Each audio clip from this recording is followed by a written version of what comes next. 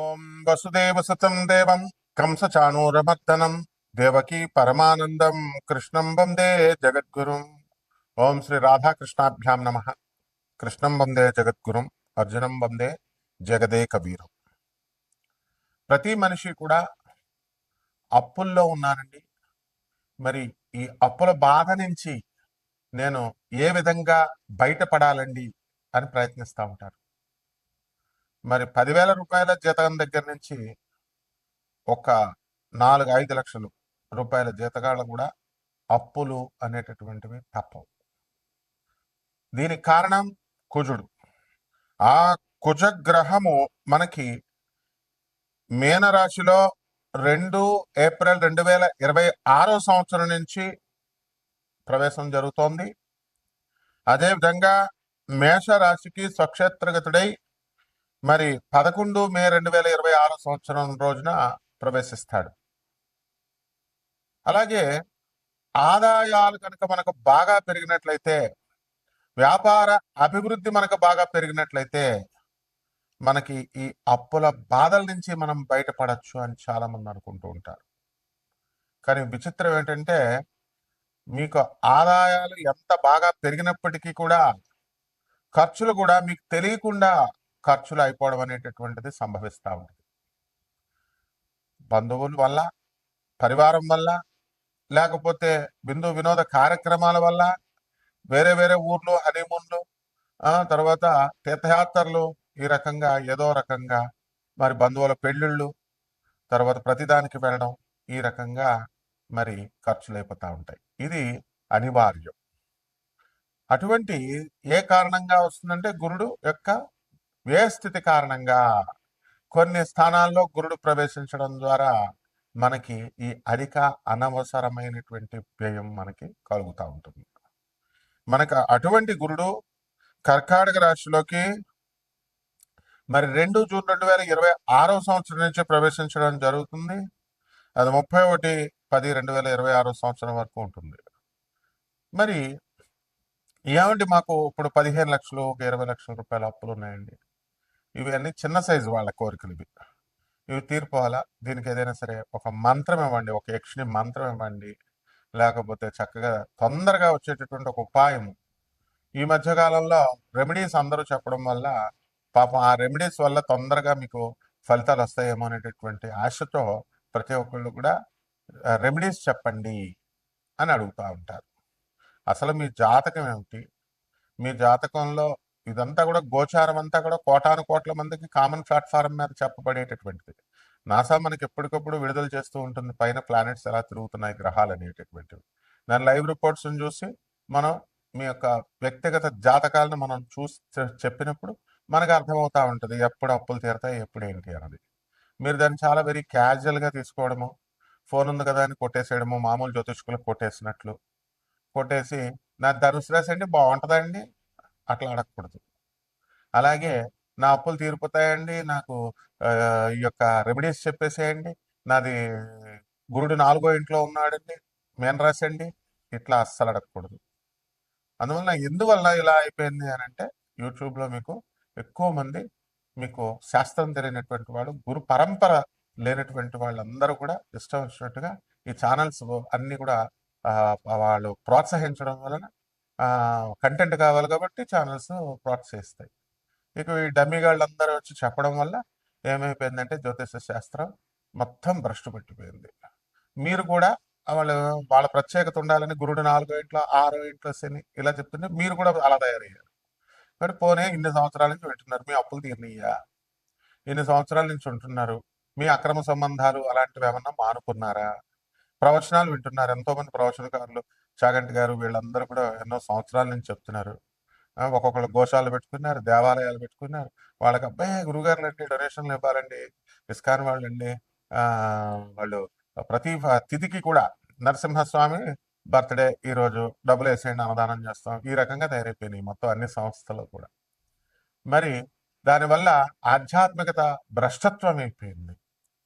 కాబట్టి నిజమైనటువంటి ఆది గురువు అయినటువంటి పరమేశ్వరుడు మరి చక్కగా ఆయన సిద్ధాంతాన్ని, ఆయన ఐడియాలజీని with no deviations lord Krishna చెప్పారు. లార్డ్ కృష్ణ చెప్పినటువంటి ఐడియాలజీని మళ్ళీ చక్కగా పరమేశ్వరుడే ఆయన అవతరించి ఆనందమూర్తిగా వచ్చారు. మరి ఆయన ఈ కలియుగాంతానికి మనకి భగవంతుడు కలియుగాంతం వరకు కూడా ఓం నమో వెంకటేశాయ అని అంటాం. వెంకటేశ్వరుడే కలియుగానికి అధిపతి అని చెప్తాం, కలియుగ దేవుడు అంటాం.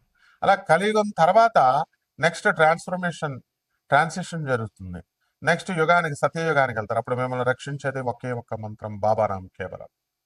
బం బం బాబా అంటూ శివుడికి చెప్తాం కదా, బాబానాం కేవలం చెప్పబడింది కలియుగ భవిష్యత్తు పురాణంలో. మరి కల్కి అవతారం మనకి చక్కగా శంభాలా గ్రామంలో పుడతాడని చెప్పారు. ఆ శంభాలా గ్రామమే దానికి గుర్తిచ్చారు, first landscape on the earth అని.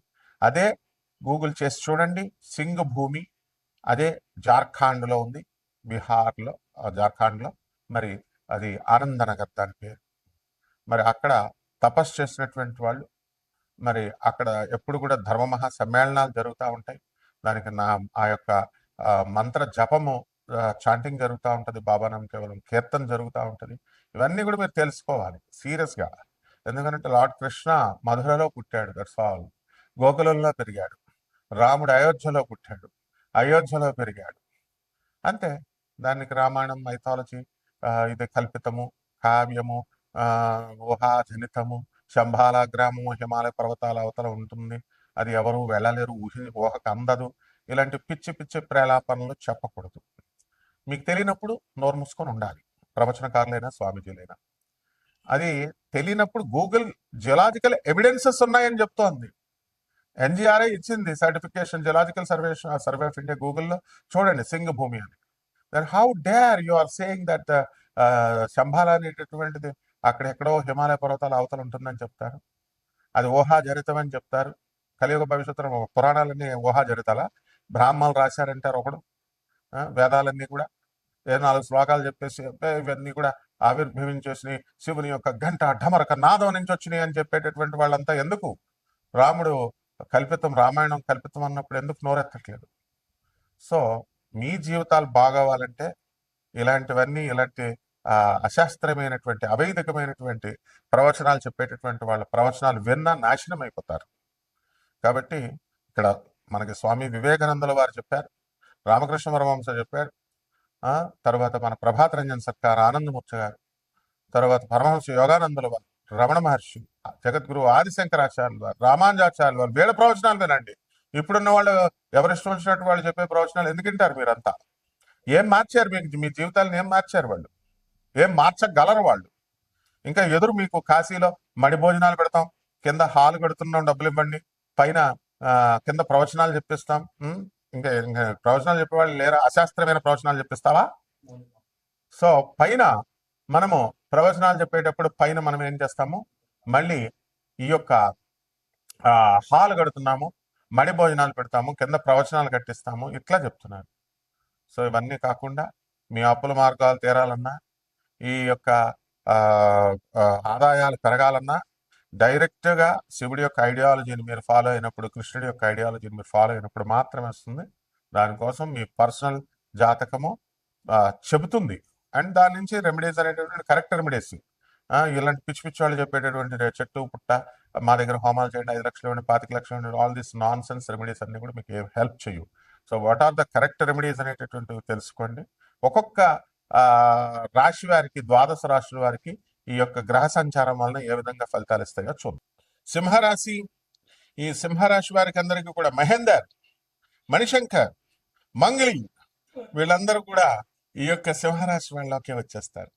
అయితే సప్తమంలో ఉన్నటువంటి రాహుగ్రహ ప్రభావం వలన పాపం చూశారు కదా, అనవసరంగా అపనిందల పాలయ్యారు, కష్టపడతారు. అష్టమంలో ఉన్నటువంటి శని, కుజ, బుధ గ్రహాల ప్రభావం వలన డిఫేమ్ అవడానికి అవకాశాలు అధికంగా ఉన్నాయి. అయితే కొత్త కొత్త స్నేహాలు ఏర్పడతాయి. అందువలన ఈ యొక్క సింహరాశి వాళ్ళందరికీ కూడా ఆదాయాల విషయంలో మీరేం చూసుకోని అవసరం లేదు, ఆదాయాలు బ్రహ్మాండంగా పెరుగుతాయి. కాకపోతే అనవసరమైనటువంటి చికాకులు ఒక్కొక్క మీ వ్యక్తిగత జాతకంలో ఉన్నటువంటి ఒక్కొక్క గ్రహాలను బట్టి అలా జరుగుతూ ఉంటాయి అన్నమాట. అందరికీ ఒకలాగే జరగాలని ఏం లేదు. అయితే ఆర్థికంగా మీరు నష్టపోవడానికి అవకాశాలు తక్కువగా ఉన్నాయి. కాబట్టి ఈ యొక్క సింహరాశి వాళ్ళందరికీ కూడా యాక్సిడెంట్లు జరగడానికి కూడా అవకాశాలు ఉన్నాయి. కాబట్టి అందరికీ జరగవు, కంగారు పడకండి. ఆ వ్యక్తిగత జాతకాలలో ఉన్నటువంటి గ్రహాలను బట్టి వస్తాయి అన్నమాట యాక్సిడెంట్లు ఇలాంటివన్నీ కూడా. ఇక వ్యాపారాలు బాగా ఉలవపాడు మామిడి పళ్ళు బిజినెస్లు చేయండి చక్కగా. బిజినెస్లు ఎక్స్పోర్ట్స్ ఇంపోర్ట్స్ బిజినెస్లలో మంచిగా ఈ సింహరాశి వాళ్ళందరూ కూడా ఎక్స్పోర్ట్స్ ఇంపోర్ట్స్ బిజినెస్లు మీకు కలిసి వస్తాయి. మా మణిశంకర్ మహేందర్ మరి మంగళికి చాలా దగ్గర అనమాట. మరి ఉలవపాడు మామిడి పళ్ళు చక్కగా వాళ్ళు కొత్త కొత్త బిజినెస్లు చక్కగా నిజాయితీగా స్టార్ట్ చేసుకొని మరి వాళ్ళందరూ కూడా చేసుకోవట్లేదా? చేసుకుంటున్నారు. ఆ విధంగా ఈ యొక్క రాశి వారందరూ కూడా బ్యాంకుల నుంచి సహకారం, ప్రభుత్వాల నుంచి సహకారం, ఇవన్నీ కూడా మీకు అందడానికి అవకాశాలు ఉన్నాయి. అలాగే ఈ రాశి వారికి పెళ్లిళ్ళు కానటువంటి వాళ్ళకి వివాహాలు అవడానికి అవకాశాలు ఉన్నాయి. విద్యార్థులు కూడా బ్రహ్మాండంగా చదువుతారు. మరి ఈ యొక్క బుధగ్రహము వృషభ రాశిలోకి 15/5/2026 సంవత్సరంలోకి వచ్చిన తర్వాత చాలా స్పీడ్గా మీకు పనులు అవడం అనేటటువంటివి జరుగుతాయి. ఇప్పుడు గురుడు మీకు లాభస్థితిగతుడై ఉన్నాడు.